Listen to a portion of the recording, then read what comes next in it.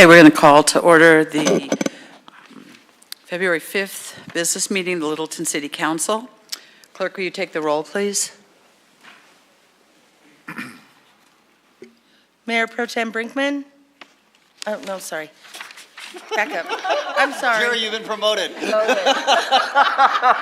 sorry. I was reading from faster than my mind was going. Sorry about that. My job.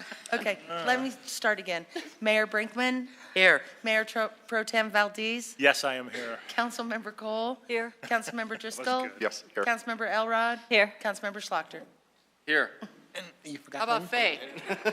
Oh, and Councilmember Fay. Here. Oh, So sorry. City Clerk? That's two strikes. Clerk, Did you show up? let's do a second take. I must not be here tonight. I apologize. Okay. This evening, we have a scout troop in the audience. Would you like to lead us in the Pledge of Allegiance?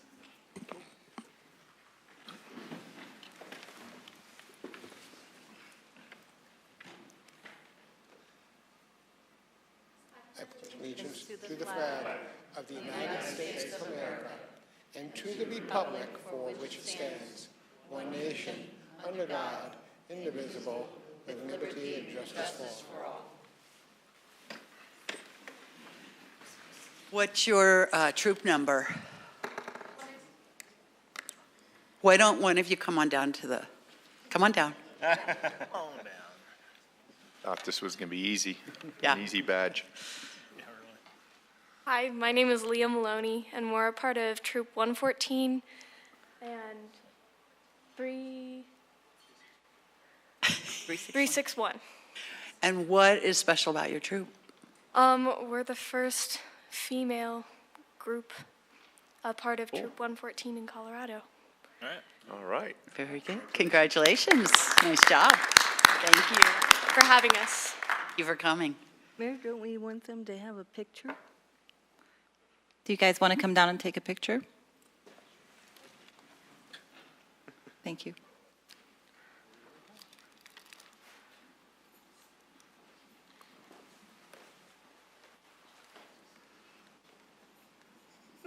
Tyler's coming to take All right.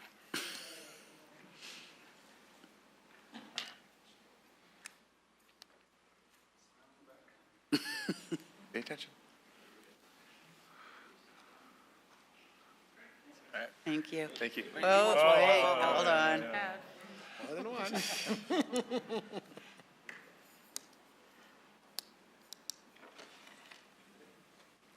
Thank you. All right.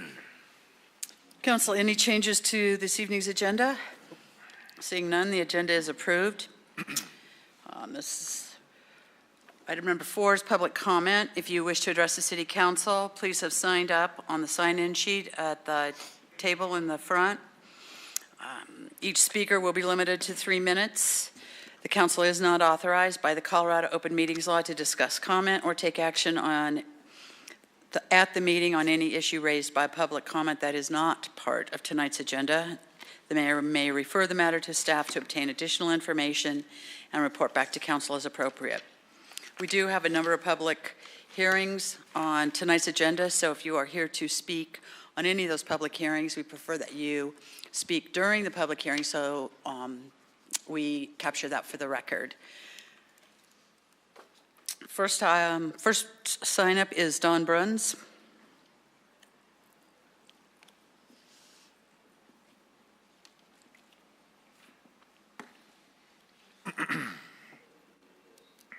Thank you. No, you go ahead and start. Good evening, Council. Don Bruns, District 4.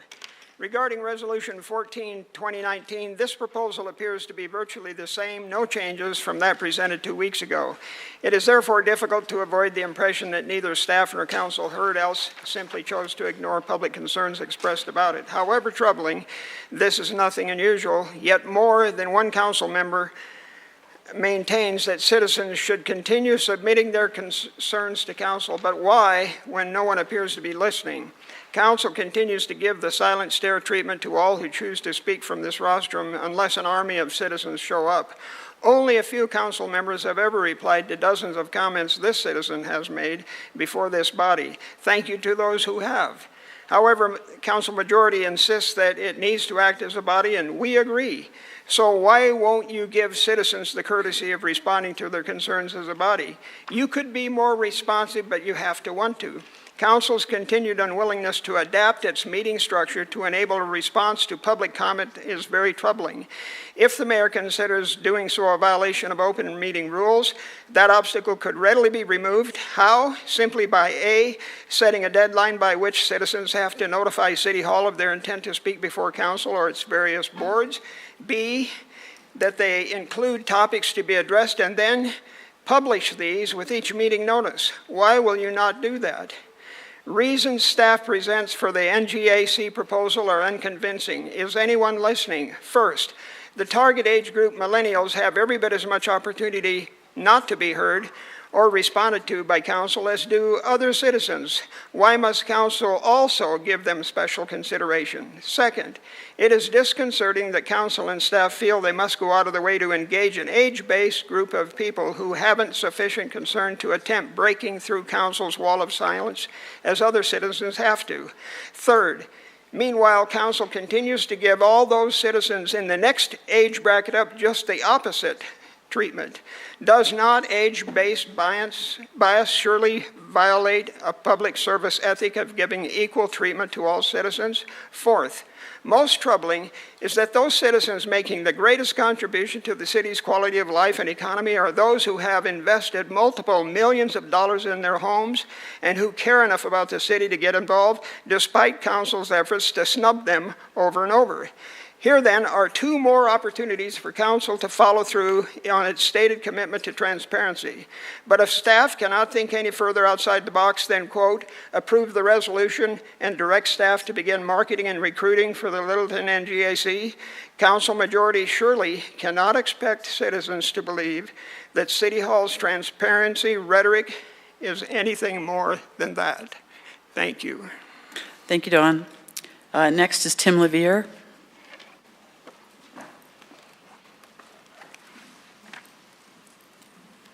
Good evening, Council. I thought I'd make a twofer tonight and speak at public comment on the Santa Fe and Mineral intersection. You had a study session on January 22nd covering some options, and I just wanted to go on the record and say that, one, I don't think the continuous flow option there is good. I think it's maybe too narrow, even though the engineers seem to think that might work. I think that'd be really difficult for drivers to pick up, and with the short turnaround to a longer term flyover diamond interchange, I think it would not be worth the effort to do a continuous flow. With regard to the quadrant proposal, I do love the proposal for the southwest quadrant. I think that's imperative that we do that with that development before they break ground and make it impossible to use that land any further. The northwest, less important, going through RTD, weigh those concerns as you see fit.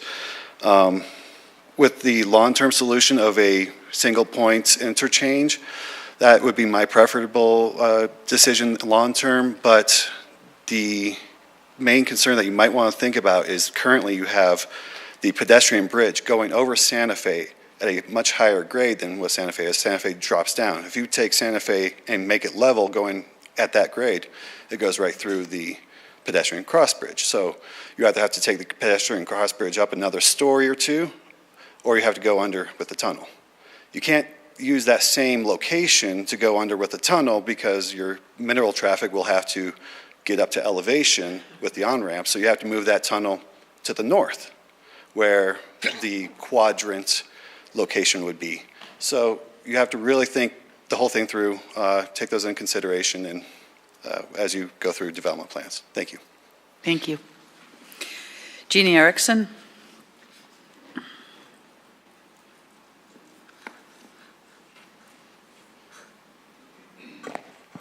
Good evening, Council.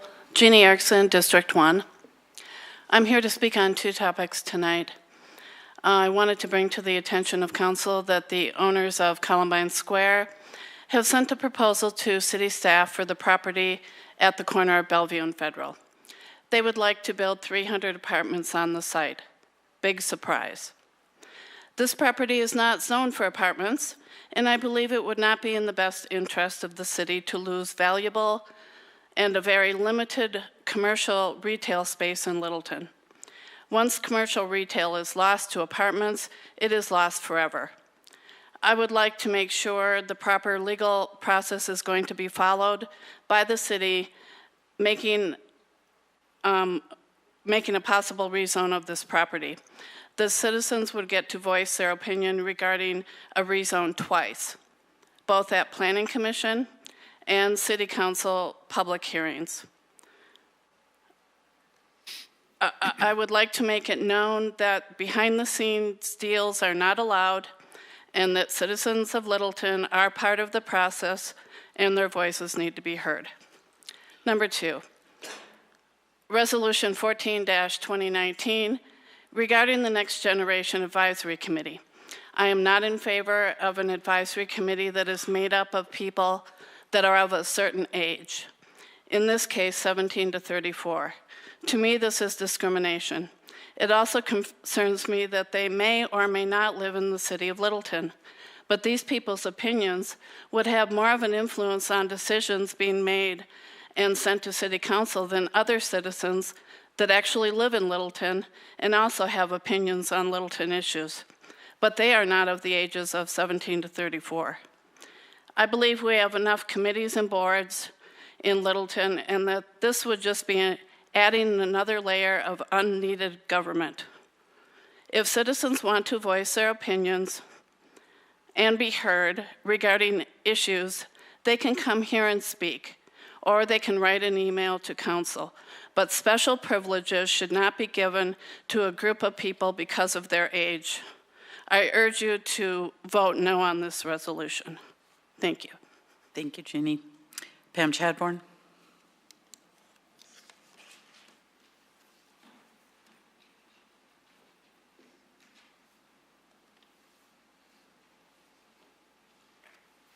Good evening, Council. My name is Pam Chadbourne. I live a block and a half from here. I agree with Mr. Bruns and Ms. Erickson that the Next Gen Advisory Committee is discriminatory and also gives special access to decision-making that other age groups do not get.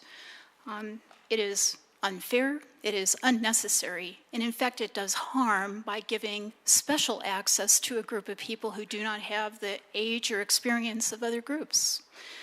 So I want to point out that in the spacecraft world, we plan missions to places we don't know anything about, whether it's Venus or Mars or Saturn or asteroids. We haven't been there, and nobody there tells us what's there. So what we decide to do is observe and figure out what we can do and what we need to know to design the mission to go there. Analogously, we don't need people of certain age groups to come up with feasible solutions to what we build the city of the future for. Because, and I don't mean this derogatorily, and actually I am going to kind of reverse myself, this isn't rocket science. There are cities, and there have been cities for thousands of years. In America, there are hundreds that are analogous to our position. There's lots of data here. People go to school to study this. Where are they on our staff bringing all of us the information we need to make our decisions about the next 40, 50 years? These are technical decisions. They impact traffic and they impact the city budget. And we have not had this planning tool. It is totally possible to figure out the ratio of land uses, whether it's residential or business, office, work, or recreational. And you have to know that to make these decisions. These are consumables. These are things you cannot get back or fix later. There's also the types of housing. Are we going to have the right mix of housing? And I'm going to tell you that's not your opinion. It's not up to the opinion of 4 people. It's technical. There are consequences here that will be here 40 years. We can predict them. There are people who study this. We should hire them and get that information down. This is not about people who come down and talk. That's important and it's good to know. But we've all got to have data in order to come together build consensus, and make the right decisions for the city. I guess I also didn't get to quality of life issues, and I wanted to mention those are police and fire costs. It's not just quality of life. Density can increase police calls. It can increase violence or problems, code enforcement issues, all sorts of stuff. All of these things matter. There's data about it. We need that data, not an age-based special treatment group. Thank you. Thank you, Thanks. Pam. And that's all who has signed up. Is there anybody else who wanted to say anything? Okay, seeing no one, we will move to the consent agenda. Consent agenda items can be adopted by a simple motion. All ordinances must be read by title prior to a vote on the motion. Any consent agenda item may be removed at the request of a council member. Resolution 11 is a resolution approving a memorandum of understanding between the Littleton Police Department and the All Health Network for response to mental health emergencies. Resolution 12 is a resolution approving a memorandum of understanding between the Littleton Police Department and the Federal Bureau of Investigation for participation on the Rocky Mountain Safe Streets Violent Crime Task Force. Resolution 14 is a resolution approving creation of the Littleton Next Generation Advisory Committee. Pull. Has been pulled by Councilmember Fay. ID 19 is approval of the January 15, 2019 regular meeting minutes. Okay, I need a motion to approve consent agenda items A, B, and D. I make a motion to approve consent agenda items A, B, and D. Second? We have a motion and a second. Ready to vote? The vote is 7 in favor. The motion carries unanimously. Councilmember Fay? In light of the people who spoke, and we got some emails on this issue also of people who are concerned, and so I think that is a reason to pull it from the consent agenda. And things that concern me in particular are, as others have said, granting special access to a particular group when they could use the same access that everyone else uses. Phone, email, watching videos of our meetings. And then it concerns me that so much of the write-up that we got from staff is about trying to get this age group to pay attention to this and trying to get them to attend. It puzzles me why we would want to work so hard to involve a group that apparently doesn't want to be involved. And then I also read in that staff report that an example of what this kind of group might do and does do in Longmont is give money away. And that concerns me because just having it in the paper there, I think sends a message to this group, if we have it, that they can indeed give away money, but we haven't budgeted for that. In fact, one of the topics at our retreat was, what do we do about the money that we are giving away to nonprofits? Not that we want to stop, but how do we control that? So that's why I pulled it. Any other discussion? Something's already been said. We don't need to say it again. Correct. Did you want to make a motion?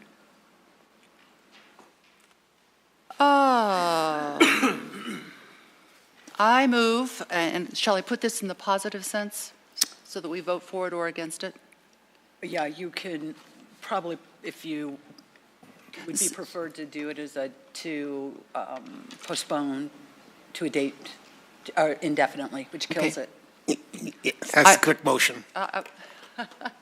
I propose that we postpone Resolution 14-2019 to a date certain of what? Indefinitely. Postpone indefinitely. Postpone indefinitely. Thank you for the help. Okay, we have a motion to postpone indefinitely. Second. We have a second. Councilmember Cole, that was you?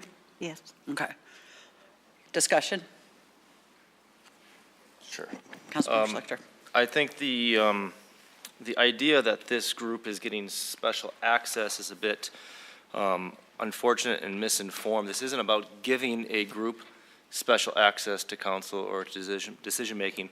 It's about us getting access to information. I think this is a good example of when people say government should think and act more like a business, and I think of this as more as a good business model, a good market research or consumer research.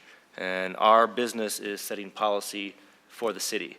And I think we get a lot of information from a majority of our customers, but not all of them. And I think for us to make better informed decisions, we need to reach out and see what those consumers of our policy want and demand.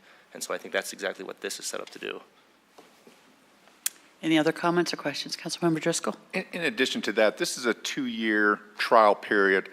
We had 2 gentlemen approach us asking for this type of commission. It's been done in other parts of the state, and I think it's a great idea. I'm excited for this, I guess, younger generation to get involved in the city, and again, as Kyle said, it's really an advisory position or council, so I'm looking forward to hearing what they have to say. Councilmember Cole.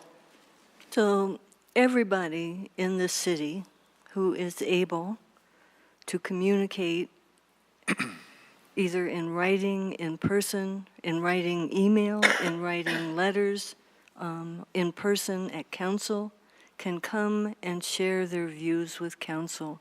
We have, I think, at least while I've been on council, rigorously supported that kind of inclusion. Sometimes the wisest person is the one that can see that the cobbler's shoes aren't looking too good. Sometimes it's somebody else who can see something. But everybody has the opportunity to share whatever ideas they have by email, as I said, in person, whatever. So I don't see a reason to give a special group input. I mean, a group to have separate input from what everybody else has. Other questions or comments, Councilman? I've begun to reach out to individuals just to get some feedback and understanding and their, acceptance of a group like this. And one of the feedback that I've been getting is that sounds like something I can participate in. When we look at some of the boards are so specialized that we do rely on technical expertise or professional expertise that people have been able to gain through their professional lives and life experiences. And I think this really creates an opportunity for someone that hasn't developed that to help engage, but more importantly, also help inform that younger audience that may not, may still be developing their ideas, their opinions, etc. So based on some of the outreach that I've already done, I feel much more comfortable with moving forward with this, and also given the fact that this is just to help stand up this kind of organization, allow them to then own it on their own and take it forward. So I think putting in the clause for sunsetting this or reevaluating within 2 years helps us to make this very structured and say, we're helping you start, but it's for you to take forward and really begin to see some of the leadership and the interest that we see here today become more. So I'm supportive of this. Thank you. Any other comments? Councilmember Valdez. So, Mark, you had mentioned this won't take much staff time. How much staff time do you think it will take? Because when I look at it, that the first, how many meetings are going to be, the first 5 to 6 meetings are going to be learning about Littleton. Who's going to be providing that information?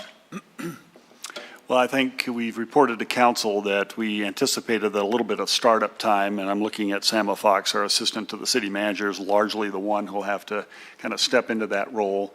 The intent of this is then for her to back out of that, and actually for this group here to kind of manage the process themselves, including how they set up their own minutes, how they give those back to the city clerk, and how we can post all that. So the intent truly is to put this group on their own. Estimated man hours? Sam, I'm looking at you. Did you have a number that we estimated? You are looking at me. I do not, council, have a number at this point in time. I think this is an exploratory group. We'll have to see as we develop how much time that's going to take. Ideally, no more than a few hours a month to start it up. We'll have to So see how that you're looking at about 3 hours a month? Correct. Okay. So the other thing, this committee would also have the same rules and guidelines as far as attendance and everything that our other boards and commissions have? I think in the bylaws, we talked a little bit about that as well. Yep. We did talk about attendance in the bylaws. We asked them to attend 75% of the meetings in a given year. Okay, thank you. Other questions or comments? I, too, am going to support this. I think that over the years, we have looked at a number of different ways to engage the population that is it's a challenge to engage with traditional media, which is what we've traditionally used, and it's also a challenge, it becoming a greater challenge because that portion of the population is growing in numbers. It's also becoming increasingly clear that we're getting more and more of that population integrated into Littleton, which is great. It's just something we've all been looking forward to. And I think that this is an opportunity for us to engage them in different issues and different things. I agree that anybody in the community can come down and speak to us or send us emails, or we will, I think all of us are more than willing to meet people for coffee and those types of things. That doesn't change anything. That's always been the case. But over the years, that's the one group that seldom does reach out, that they seldom do those things. And part of that is, I think there's been a bit of a feeling that there's not that level of opportunity for engagement. A number of communities have tried the youth commissions and those types of things, and some groups have had great success. Others have been challenged with it. I like the way that this has been designed. I like the work that has been put into it. I think that having it its own charter and having kind of a nice set of a lane to stay in I can support that. And I also think that having the 2 years gives us an opportunity to find out what's working and what's not working. We're not inflexible on this. I think we need to stay flexible with it because that will definitely bring it its greater success. So I am going to support this evening. So if there's no additional comment or questions, we will, Councilmember Cole. So we have an incredibly diverse community in my mind. Ages, backgrounds, education, incomes, whatever. I think we would be do much better to try to engage more people the way we have in our outreach meetings and so forth, to hear from people, to get more people engaged. There are people all over the city don't even know there is a city council. Getting more people engaged in every way that we can, getting them on Nextdoor, getting them in the various media that we use is, in my mind, much more valuable in the short term and the long term for the city. And I see this as not helping do that. Okay. Clarification on the motion on the table with what the votes entail. Okay, yes, I was going to. The motion on the floor is to postpone indefinitely, which would kill this. If the motion passes, then we move on to the next. It's dead. If the motion fails, we will need another motion regarding the issue. So the motion on the floor, a no vote or a yes vote kills it, a no vote does not. Kills the issue, yes. Yes vote kills. A yes vote is a yes to postpone indefinitely. Yes is to postpone indefinitely. Okay. Everybody understand? Yep. Jerry? Oh, sorry. Thought it was... The vote is 2 in favor with Mayor Brinkman, Mayor Pro Tem Valdez, Councilmember Driscoll, Councilmember Elrod, and Councilmember Schlachter voting no. The motion fails 2-5.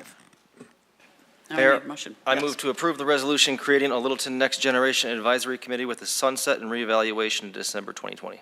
Second. Okay, we have a motion and a second. Ready to vote? The vote is 5 in favor with Councilmember Cole and Councilmember Fay voting no. The motion carries 5-2.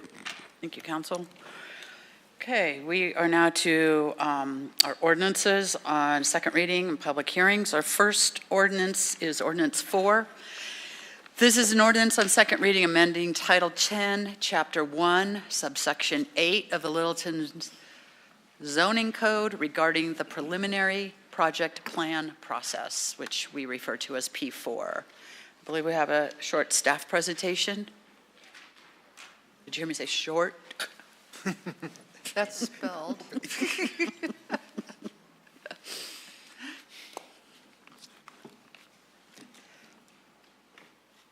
Thank you.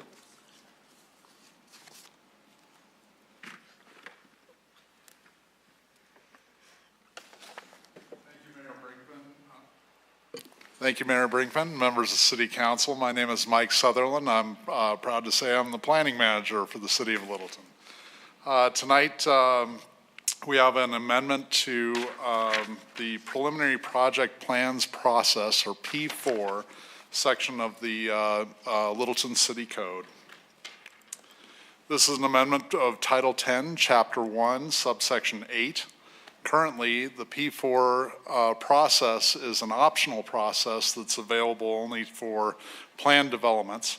The proposed amendment would expand this optional process to all rezonings and planned developments. Again, this is an optional process for developers. It is not required. The recommendation from the Planning Commission was approval, and the recommendation from staff is approval. To conclude my very brief presentation, your options are to either approve the amendment or the code amendment on second reading, approval with conditions, deny it, or continue it to a date certain. Thank you. Thank you. Council, any questions? Rena? Mike, can you just talk about why you're bringing this up now for zoning as well? As you said, we do this for PDs, and I think it's gone well. We've learned some things and maybe even provided some input on how to improve that process. Can you talk about why you're bringing zoning as an option as well? Certainly. Thank you, Councilmember Elrod. As you mentioned, I think we've had great success with the P4 process to date with planned development projects. And I think there's a certain amount of risk that comes with rezoning projects as well that's very valuable for the development community to take advantage of this type of process and get some early feedback before they embark on a what can be a fairly lengthy and somewhat risky application, which would include a rezoning. Okay, thank you. Any other comments or questions? Councilmember Valdez? So we've had, what, is it 2 or 3 P4 meetings, study sessions? Mayor Pro Tem Valdez, we've had 3 so far, and our 4th will be to you next week. And what has come of those? Have all 3 of those plans come forward? Mm-hmm. I guess what I'm getting at is that, for me, it's nice to hear what could be coming before us to see if it's something that's agreeable or disagreeable, gives us a chance to add to it or express ourselves at least. So I think that has been helpful, and I think even in a rezoning, it could be helpful. But have the other 3, have they moved forward at all? Councilmember Valdez, I'd have to look into that. I know the one since I've been here has moved forward. Okay. And is in the application process now. City Attorney? I know one has moved forward, the others I'm not aware of. But we had committed to council when this was adopted about a year and a half ago that we would look at this and bring it back after we had a chance to evaluate it. And both the staff and the city attorney's office have evaluated it and do believe that we recommend to the council that you extend it to all zoning cases. So the answer was one. Okay, thank you. So I'm aware of one, yes. And I can find, I just don't want to misspeak, so I can find that and get the information back to you. But I'm certain one is proceeded. Any other questions, council? Not so much a question, Debbie, but just a comment. Mike, maybe we need to do a little outreach and let the developers and owners know that this exists. I think it's too important not to. We can really save a lot of money and headache for anybody that wants to go through this process. Thank you, Councilmember Driscoll. Yes, we have been talking with developers about the possibility of expanding this to the zoning process, which is, in my experience, has been met with our very enthusiastic support among the development community. Any other comments or questions? Thank you. Thank you. Okay. This is a public hearing, so I will open the hearing at 7:06. We have two people signed up to speak. First is Pam Chadbourne. She is not in favor.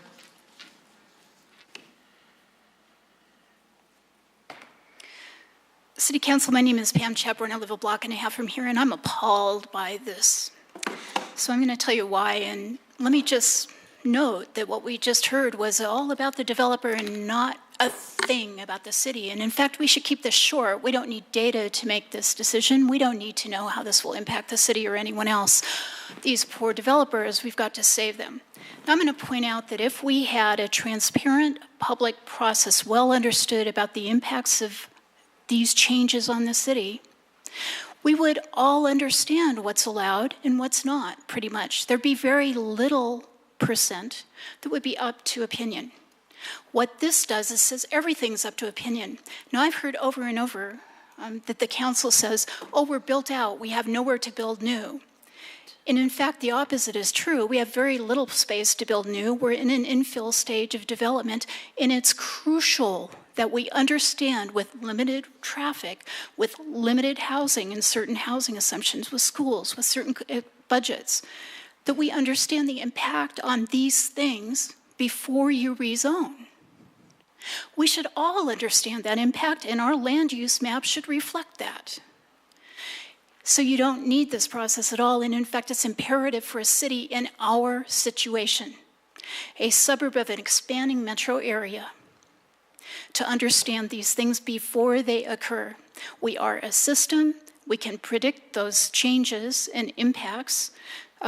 Some people may think we can't, but we can. This is not the first, second, or thousandth suburb in an expanding metro area to be absorbed. So we should already know this. Our land use map should reflect this, and this shouldn't be an optional thing for 7 people to decide. I'm appalled. So let me just mention that at the Planning Commission, Jocelyn Mills had no PowerPoint. Our city attorney said we're consistent with other Front Range cities, and I believe they said Fort Collins and Golden. These are not analogous cities for us.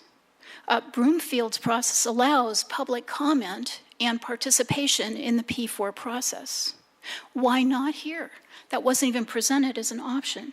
So this should not be made without evidence. This doesn't come from what you think or what comes to you. That is the last reason for rezoning. Rezoning has impacts for decades. It changes the entire city, and it can harm us. It can harm our budget if you rezone something from income property to expense property, and that has happened predominantly in one direction in the past 5 years. Pam, you have 30 seconds. So this is a horrible process, and this is a horrible proposal. You've been inadequately informed about it, and the citizens need to know more, so do you, before these decisions are made. Thanks. Thank you. Clerk, is the clock working? No? No, Okay. sorry, I'm Neil, gonna we're having a run. problem here. I'm going to run a stopwatch. I will raise a finger when giving you an indication of how many minutes are left. So 2, you've got 2 minutes. 1, you've got 1. I'll verbalize a 30-second so that the speakers have an understanding of where we are. You do like the NFL, this would be one, and this would be 30. Okay. Can I throw a Maybe flag next on you, time. Jerry? Yeah, when they're done, Please. when they're done, you throw the flag.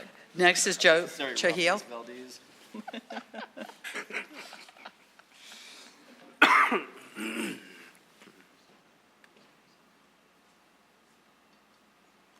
Joe Trujillo, 5574 South Huron Street, Littleton, Colorado.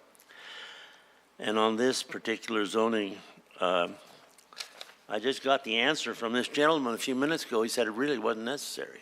That's what I got out of it. And if that's what you're voting on, I'm not for this at all. And if you wanted to read it over, I could pick out the sentence. It doesn't really matter. Did you hear that when he read it? So I'm not particularly fond of this, so that's my answer, no. Thank you. Thank you. Okay, we have no one else signed up. Does anybody else want to speak? Seeing no one, I'll close the public hearing at 7:11 and ask for a motion. I move to approve the ordinance amending Title 10, Chapter 1, subsection 8 of Littleton zoning code regarding preliminary project plan process. Second. Okay, we have a motion and a second. Comments or questions? So Councilmember Cole. if I'm hearing this, there's sort of no foul involved in this. It's an opportunity for a developer, and they may or may not do something better or worse or whatever. So we might be spending some money and staff time in this piece of it, but we might, in the process, facilitate a better project coming forward. But we don't anticipate it to be a huge staff investment. Is that right? Councilmember Cole, yes, I would say that is correct. We've tried to set it up so that it is not necessarily an in-depth kind of an evaluation by staff. At the same time, we're trying to provide you a little bit of understanding of perhaps how our code may relate to this. But it really is an opportunity for a developer to bring forward to the Council and Planning Commission some concepts that they would like to perhaps consider for this a particular piece of property. Thank you. Other questions? Councilmember Schlechter. Question for the city manager. So this process does not take away anything from the current rezone process, and is that correct? That is correct. And this preliminary meeting is a public meeting, and no decisions will be made at that meeting, is that correct? Correct. It's just, it's not binding, so it's just basic comments from both Planning Commission and the City Council. It's very specifically stated that it is non-binding. So it's just an exchange of information and ideas between? Correct. Okay, great. That's it. Councilmember Fay. I would like to make the comment from what I recollect of the two of the P4s that we've seen. One, the developer decided not to go forward, so we saved a lot of everybody's time on that, and that was, I believe, based on the feedback the developer got from council members. So that was pretty quick and cheap to get that done. The other one, from what I understand, the developer is coming back with probably changes based on what we said. I think that's a much better situation than starting deeper in the process without the developer having feedback from the elected officials. Anybody else? Councilmember Valdez. Ditto on what you just said, that I think it does save staff time. We've had 3 that have come to us with the P4, but only 1 that has moved forward with that. But we've had a lot more developments or issues that have come before us. So it isn't necessary for all developments or plans that come before us, but for those that are maybe a little in the middle of the road somewhere that could have some controversial issues to it, I think it is good that they come before us. We can figure it out now to say, we probably won't like that type of thing. And as the attorney said, it's defensible that we're not committed. So even if they did move forward with a plan to develop or rezone, we're still not committed from our previous comments once we hear the full plan, correct? Okay, thank you. Councilmember Elrod. And what I'll add is, and I'll simply state, I think this is us as an organization actually being proactive as opposed to reacting at a point that is so far down the road. So I really think this aligns with the approach that we're trying to take as a city to be much more proactive in some of our decision making that will come later so that we can have those discussions and ideas contemplated. So I like it for that reason. Anybody else? I want to add one quick thing that I think there's, to address a comment a citizen made, that there's actually benefit for the citizens to see what might be put forward ahead of time, rather than just have an application already in. If there's something put forward a month or two ahead of time, you can kind of see that and actually think about it more and have a better time to react to that. So I think there's benefit to the city and the citizens. Thank you. Anybody else?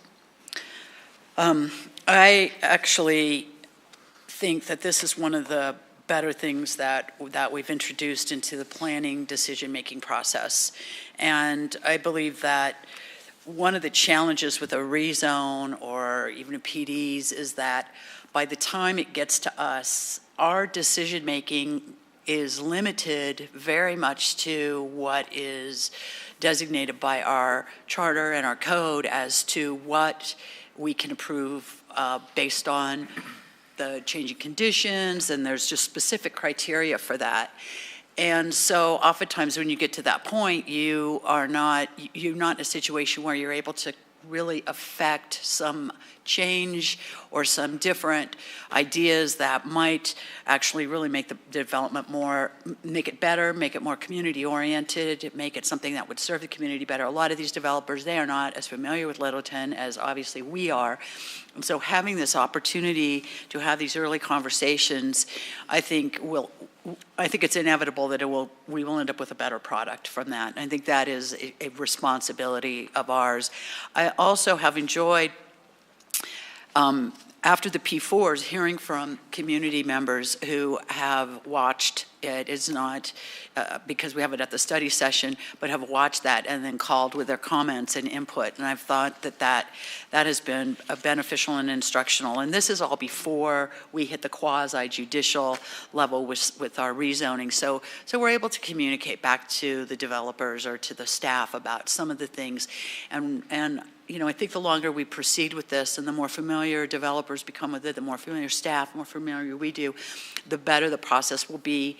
We did start it out as a test, and I think that this is testament that it's something that is working, and so we are going to enhance it and take it one step further. So I obviously am going to support this evening, and I would ask council if there's no more comments or questions, ready to vote? Okay. Yes. The vote is 7 in favor. The motion carries unanimously. Thank you.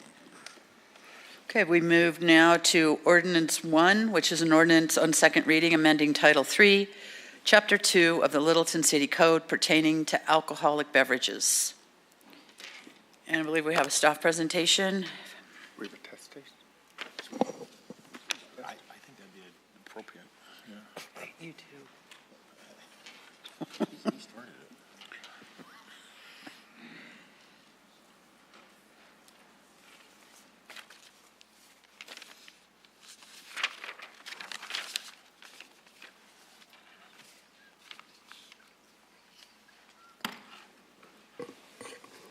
Good evening, Mayor and members of Council. My name is Lena McClelland, and I am the Assistant City Attorney, the City of Littleton, and I will be presenting tonight on Ordinance 01-2019, which is amending Title 3, Chapter 2 of the Littleton City Code pertaining to alcoholic beverages. The policy question before Council tonight is, does Council support amending Title 3, Chapter 2 of the Littleton City Code? These proposed updates include such things as updating the code to remove redundancies with state statute and accurately reflect our current practices and procedures, These redundancies in state statute, we are suggesting be removed because, excuse me, sorry, if the state and the local authority have a redundancy, it falls back on state if we're silent, so there's really no increased leverage and enforcement for the local authority to have something that is redundant with state. Also, we are suggesting some cleanup of the code, such as grammar and spelling errors. We are also suggesting removing the references to medical marijuana because this has actually been moved to its own code section, which is Title III, Chapter 20.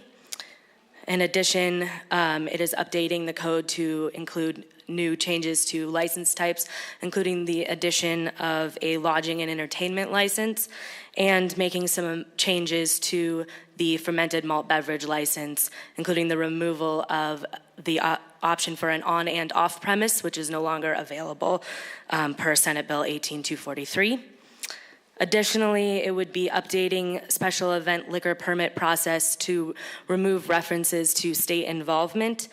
Local authorities are allowed to opt out of this, and the city actually did this quite some time ago, but we just have not updated our code to reflect that change. Also, it is going to update any references to state statute Title 12 because this has now been recodified to Title 44. Staff recommends that council approve this ordinance on second reading, and action requested would be approving this ordinance on second read. And I'm happy to answer any questions. Council, any questions? Thank you. So this is a public hearing, and I will open the hearing at 7:21. And our first speaker is Tim Levere. And I would just remind everyone that, again, the clock is not working, so we'll use the 1, 2, and 30, so. Good evening, council, again. Just to introduce myself, Tim Levere. I do serve as co-chair on the Liquor Licensing Authority. We made these changes over the course of several meetings a while ago, and staff was absolutely fantastic in helping us with the tools we needed to review, helping us direct to state references and code. So it's kind of a labor of love for us, but I wanted to be down here just in case you did have any other questions of why we made any certain decisions, but yeah, that's it. Thank you. Thank you. Okay, there's no one else signed up. Would anybody like to speak? Okay, seeing no one, I'll close the public hearing at 7:22. Council, I need an ordinance, a motion, please. Sure. I move to approve the ordinance amending Title III, Chapter 2 of the Littleton City Code pertaining to alcohol and beverages. Second. Okay, we have a motion and a second. Any discussion? Councilmember Cole. Yes, I'm not totally understanding why part of one definition is in here. For licensee, so licensee, a person licensed by law to sell fermented malt beverages or malt, vinous, or spirituous liquors at retail. That part I get. And who is engaged at any time during the calendar year in such operation within the city. Why, I'm not understanding why we need the second half of that. If you're licensed, does it matter whether you're doing it or not? Council member, that's not actually a definition that's being amended at this time. If that's something that the council wishes to discuss, we certainly can.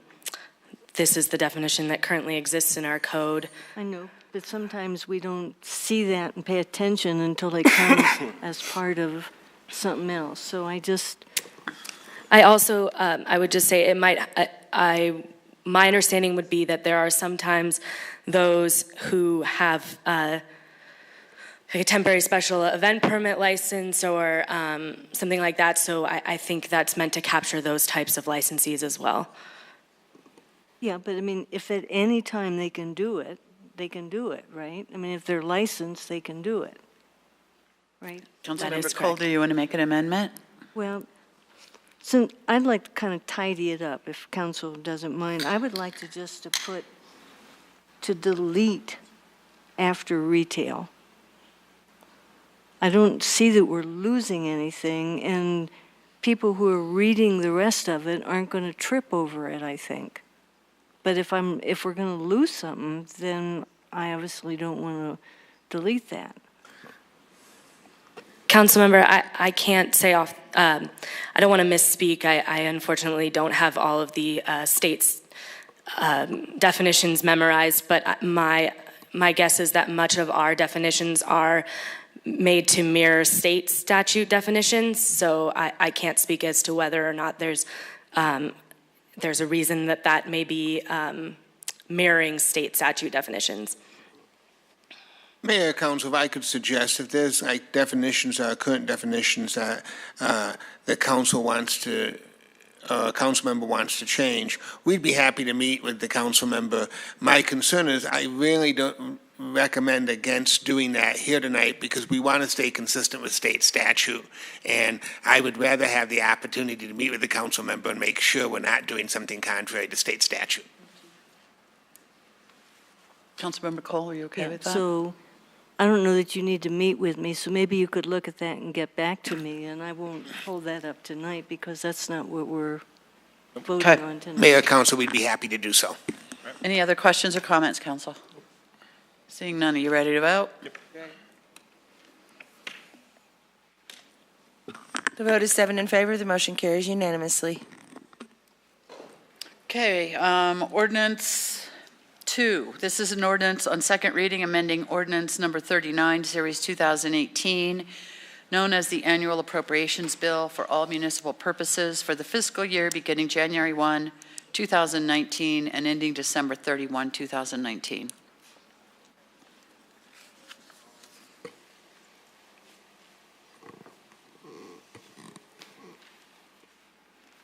Good evening, Mayor and Council. Tiffany Hooten, Finance Director, City of Littleton. Tonight before you, we have an amendment for the 2019 annual appropriation. Policy question before you is, do you support this amendment to the appropriation? A little bit of background is I just want to remind everyone the budget is a planning document. Things change during the year. Oops, excuse me. Things change during the year. Additional monies might be needed for particular projects. It's a common practice to amend the budget throughout the year based on the dollar value of what is needed or maybe a particular fund that it's being funded from. And just as a note, the amendment before you will amend the total appropriation to $72,303,171. A little bit more about this. Strategic Imperative 2 set the direction for the creation of the vision and the comprehensive plan. And just kind of a summary, the Littleton 2040 report was approved and adopted by Council on December 18th. And the next phases of this imperative are the comprehensive plan and the transportation master plan. Tiffany, can you hold on a minute? Sure. Would someone please shut the back doors, please? Thank you. Go ahead, Tiffany. So just a little more information. We did have a discussion with council on December 11th of 2018, a study session regarding the comp plan and the transportation master plan. And some of the things that staff identified is we needed some support to help manage these two plans. These are two large plans that the city is working on this year. And we also needed a local presence for community and public engagement. So those were two pieces of these two plans that were added. And then additionally, there was an additional amount needed for funding for the actual transportation master plan. The fund that this appropriation is impacting is the transportation impact fees. We're asking for an increase of $178,418. There is adequate funding in the transportation impact fee fund to fund this amount, and it would actually leave about $114,000 at the end of 2019 related to this amendment. Staff's recommendation is to approve the ordinance on second reading and amending the 2019 budget. And with that, if you have any particular questions, we're happy to answer them. Council, any questions? Councilmember Valdez. So, Finance Director, so all we're doing is just moving some funds around, and it turns out that there's going to be 38,700 still that have not been allocated? Exactly. Because we're moving some of the funds to the transportation impact fees, it's freeing up about 38,000 of the general fund. At this current time, we're not anticipating using that. So it is appropriated, but we're not intending to use that at this time. Thank you. Any other questions? Thank you. So this is a public hearing. I'll open at 7:30. I don't have anybody signed up. Is there anybody that would like to come down and speak? Pam?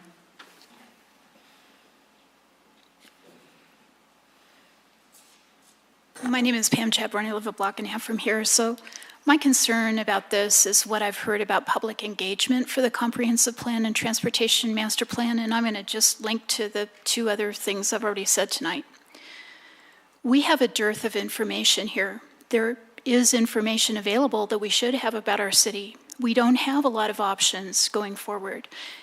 The choices that we make now have implications on traffic and on our city budget and on our quality of life, our police calls, our code enforcement, and all of those things. Yet, we haven't used any of the technical tools, education, or knowledge that's available to predict these and capture this and provide it to the public. That's the most important part of public engagement, is to give us information so we all have understandings about what the outcomes are of our choices and what we advocate for.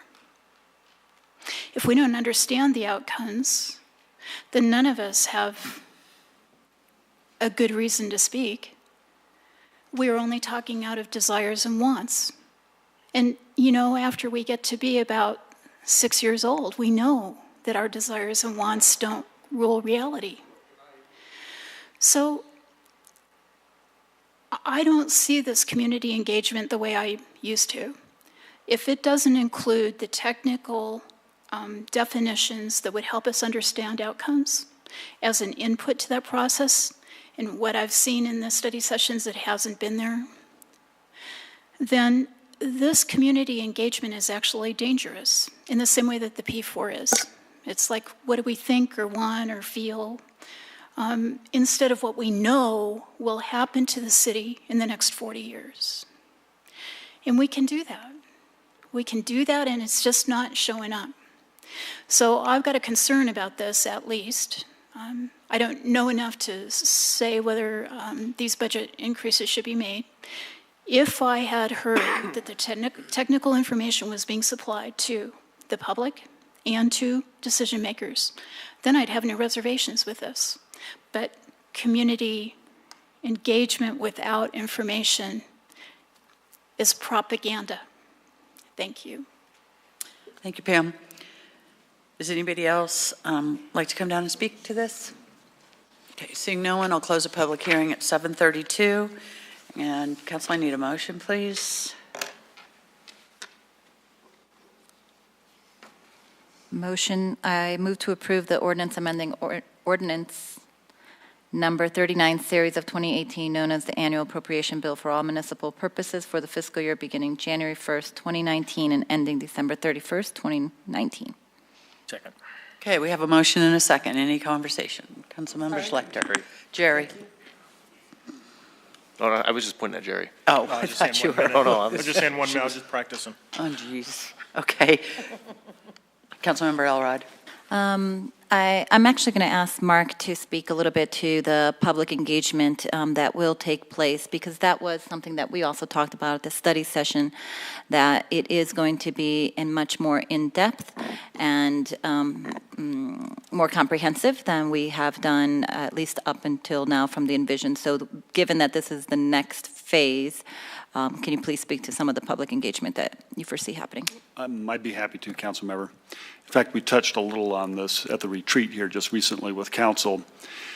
You know, we obviously had, in my opinion, enormous success with the public engagement outreach process for the vision portion of Envision Littleton. And of course, Council adopted that here in the end of December.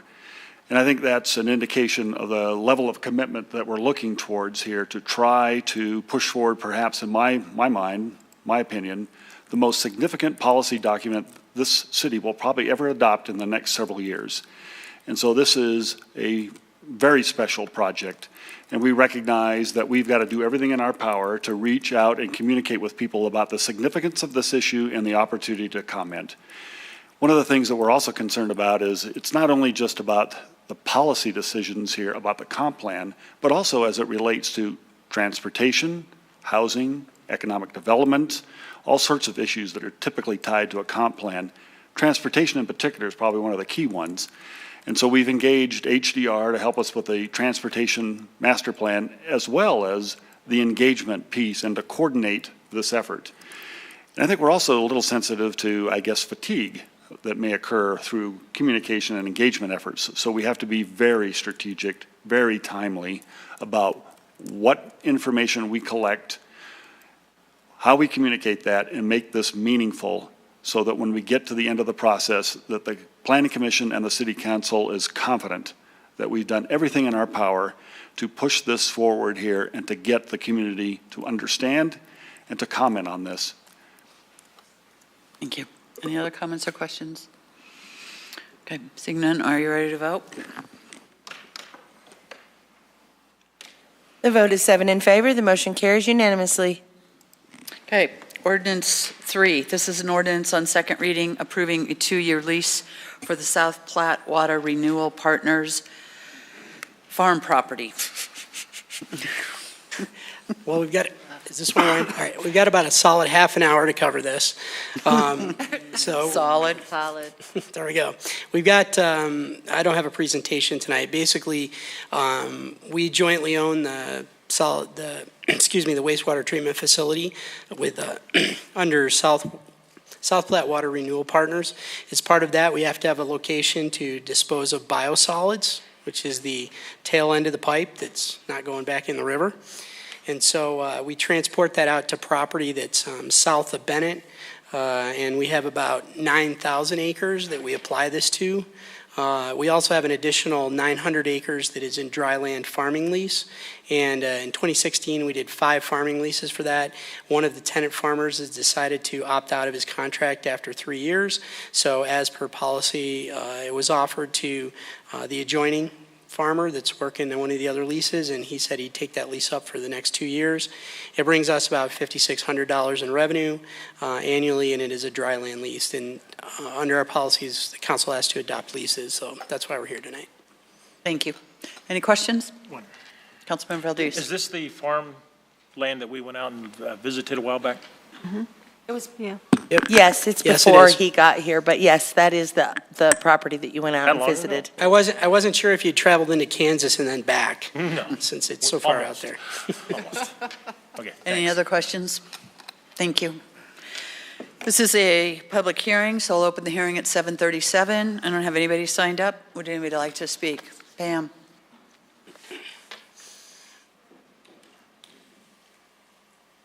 My name is Pam Chadbourne. I live in District 1, a block and a half from here. So I mentioned this last year. There's a couple new council members. I'm going to mention it again. The whole nation has a law that governs the disposal of biosolids in this way. It is a very basic law and hasn't been updated for a long time. And the concern is the contaminants in these solids have been shown to be potential hazards. Yet no information about the potential harm has been brought forward. I was kind of hoping, but we do have new staff, that we would hear more about that this time. It's not my job to research this. So I'm not going to present that to anyone here, and you wouldn't listen to me anyway. So I'm going to say that staff should research this. We need to understand the components of this waste, and it's going into farmland, agricultural land that's used to grow food. And that the runoff runs somewhere, and it's going to pollute other land. It will only accumulate. And so this is a potential hazard that we should look at and be more informed about. I'm not seeing that this year, and I'm concerned about that. Thanks, Council. Thank you, Pam. Anybody else like to speak? Jose?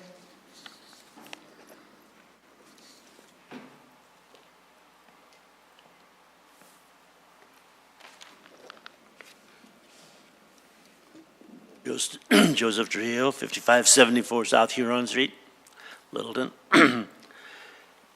I would like to know what is the status of Geneva Village for our 19 units that have been utilized for Littleton citizens only. Jose? This is not, this is a public hearing on the biosolids going to the farm. Wow, I'm sorry. That's okay. So we can't hear testimony on something that's not related. I'll bring it up next meeting. Next As far meeting. as that's We'll up. see you then. All right. Thanks, Jose. I look forward to seeing you in 2 weeks. Okay. Anybody else want to speak on the farm lease? Okay, seeing none, we'll close the public hearing at 7:40. Council, I need a motion, please. I'll make the motion. I move to approve the ordinance approving the 2-year lease for the South Platte Water Renewal Partners. Second. Okay, we have a motion and a second, seconded by Councilmember Schlechter. Ready to vote?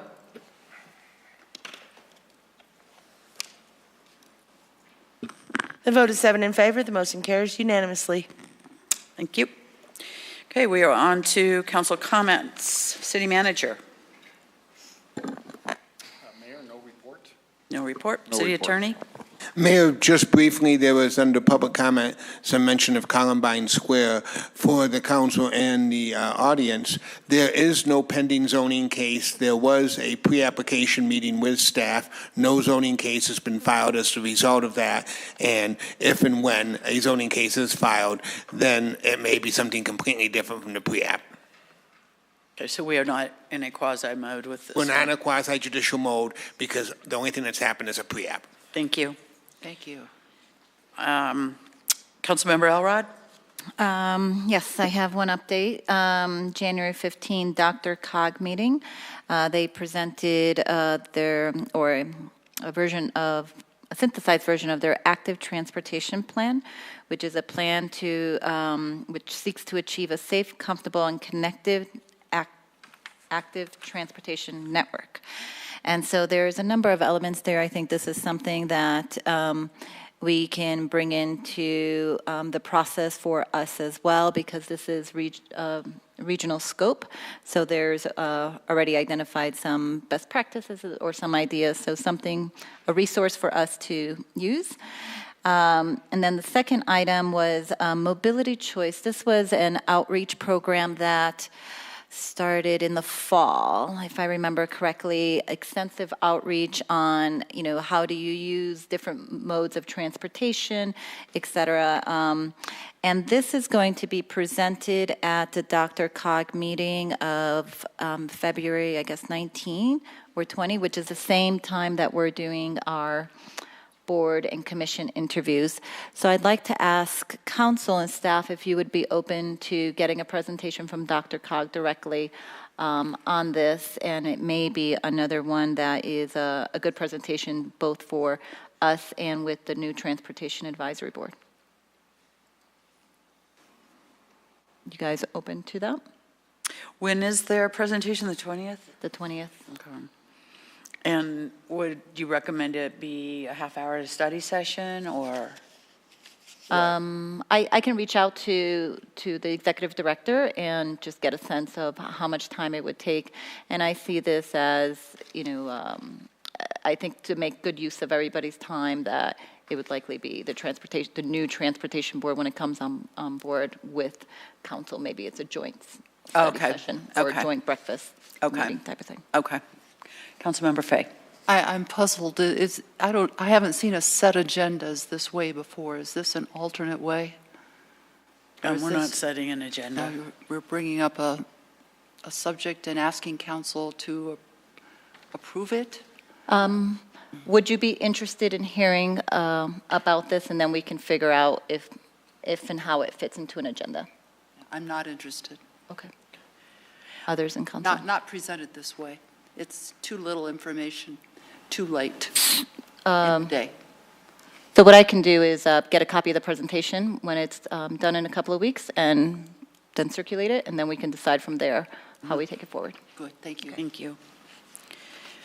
Councilmember Fay. Yeah. On the Tri-City Homelessness Policy Group, a group was formed for Sheridan, Inglewood, and Littleton, made up of mayors, city managers, police chiefs, all health network and faith-based helping people. And I wanted to let you know of just a few of the really interesting things that were found out. Littleton Public Schools say they have 300 homeless kids that they deal with every day. And they're not the same kids. They keep changing. The University of Denver Center for Homelessness gathers data about homelessness, and they came to our group, the pieces I mentioned there, and are proposing to do a data gathering for the Tri-Cities to find out who our homeless is. There's a difference whether they're school children or single people. How long have they been homeless? Where do they come from? That kind of thing. They showed us a survey that they did for Trinidad, Colorado, and I'll tell you just a few of the statistics they found that are really surprising. They found that 23% of their homeless had brain injuries. 25% of those hospitalized were hospitalized because of sunstroke. 10% that were hospitalized because of frostbite. 11% are college graduates. That's the one that floored me the most. 21%, additional 21% have some college. So that's a third of the homeless that they surveyed had college. 60% of the homeless had been homeless for more than a year, some for 10 years or more. And the reasons that were given for being homeless were 52% were unable to pay the rent, thus they didn't have a place to live, and 42% had lost their job and didn't have money for rent. So this is a different take on homelessness than we have had before. And I thought I would just give that update. That's the progress we've made so far. And so that means we need more data before we can solve the problem or even address the problem. Thank you. Thank you. Councilmember Schlechter. No report. Councilmember Valdez. I'd mentioned a couple of weeks ago that City Council in Denver had passed the safe injection sites and how they can't do it legally until the state legislation passes legislation that allows it to happen in the state of Colorado. Right now, it is being discussed under the Gold Dome. I've read a bit about it, and I don't see this being a good thing for Littleton. If Denver ends up getting approval to have injection sites, it'll be on Colfax, starting on Colfax. It'll spread elsewhere. This is not a good thing for Littleton. So I encourage all the citizens out there to pay attention, read it, and make their own decision on it, on whether or not they think it should be approved in Colorado. That's all I have. Thank you. Councilmember Driscoll. Yes, again, I want to thank everybody that attended the short-term rental conversation. That was quite invigorating. I want to remind you that those people that are not licensed, to please get licensed. Last time I checked, we went from 9 to 16, and as far as we know, there's approximately 40 to 60 short-term rentals out there, so please get licensed. And then on Triple J, I did take a field trip over to Triple J, and I was encouraged by their progress and attempt to do everything possible to mitigate the noise and pollution. So I know I'll continue to monitor that and make sure any concerns, I'm sure, will be brought in front of council soon enough, but hopefully they'll be a good neighbor. Councilmember Cole. Yep, I just want to thank all the citizens, some feisty, some not, in the way that they come and speak to us. However you come and speak to us, I appreciate. Less feisty is nicer, but whatever you take time to share with us is helpful. Thank you. I noticed there was an article in the Littleton Independent, was co-written by David Gilbert, our local reporter, and the reporter who works the Inglewood area, and it is specifically related to some on-the-street surveying that was done regarding the homeless. So it was very interesting. Another bunch of data points to utilize there. So I would suggest folks take a look at that. And we at our last regular meeting, we had, I think it was our last one, we had Robert Oslinger. I probably got it wrong. Sorry, Robert. The CEO for Centennial Airport here, and he talked to us about the next gen regarding the FAA's brilliant decision to try to reroute planes over Littleton. And so since that, we have received a number of inquiries from the media, including Channel 7. They did a feature on it, and the Denver Post ran a feature. And since then, I have received a number of outreach from citizens and communities where they have had this impacted on them. And it's devastating and it's frightening. And I will keep council updated on this. I have reached out to Senator Gardner, Senator Bennett, and of course Representative Crow is already engaged with us on this. And we will be, the South Metro mayors and anybody else who is interested in joining, we will be meeting with these the staff of our congressmen in order to brief them on what's going on here. And then at some point, we're hopefully going to have an audience with our congressmen in order to help fight this at the FAA. We've got a long road ahead, or we've got a lot of work ahead on this and a short time to do it. So I've reached out to a number of businesses, substantial businesses in our community, and also partners that we have, including South Suburban, and ask for their support in any campaign or any kind of work that we are putting forward to try to fight this. And so I would just, again, if there's anybody who's interested in being part of a larger coalition of support to help bring voice from the South Metro area to the FAA would be great. And I would ask council too to ignite any of your relationships, your partnerships that you have within the community. Let them know that we are working on this. Send them my way. We'll make sure they get looped in when we're going to have meetings and any sort of substantial opportunity for some public comment in front of our friends at the FAA. But we've got a short time to deal with this, and so the sooner we can get ourselves organized, the better. That's all I have this evening. It's huge. That's all I have this evening, and seeing no other business, we're adjourned. Thank you very much.